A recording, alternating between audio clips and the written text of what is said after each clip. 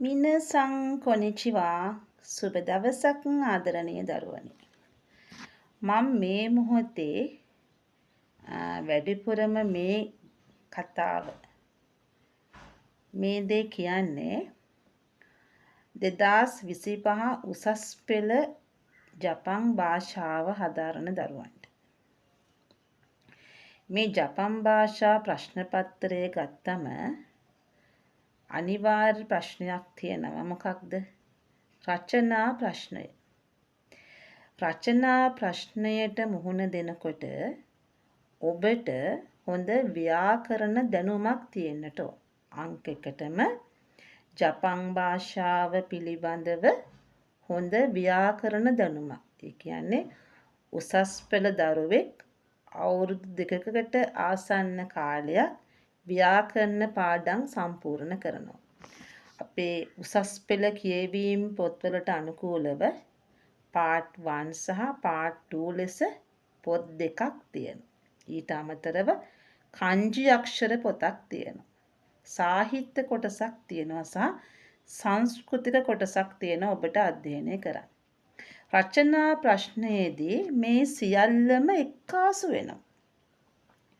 නිර්මාණශීලී ලෙස, දක්ෂ ලෙස රචනාව ගලාගෙන යන විදිහට කියන්නේ ඔබේ රචනාව බලන ගුරුවරයාට හෝ ගුරුවරියට ඒ රචනාව පිළිබඳව සතුටක්, ප්‍රීතියක් ඇති වෙන්නට ඕන. ඒ කියන්නේ මොකද්ද? රචනාව ආරම්භයේ සිට අවසානයේ දක්වා ගලාගෙන යාම නිර්මාණශීලී වෙන්නට ඕන. අපිට මේ නිර්මාණශීලීත්වය ලබා ගන්න පුළුවන් වෙන්නේ කොහොමද? විශේෂයෙන්ම නිර්මාණශීලීත්වය ලැබෙන්නේ පොත්පත් පරිශීලනය තුලින්. ඒකට අපිට ජපන් භාෂා පොත්පත්ම කියලා නිර්දේශ කරන්න බෑ.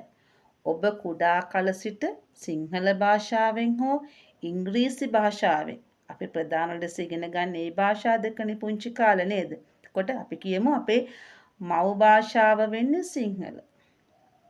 ලාංකීය අපේ මව් භාෂාව වෙන්නේ සිංහල භාෂාව. එතකොට ඔබ හොඳ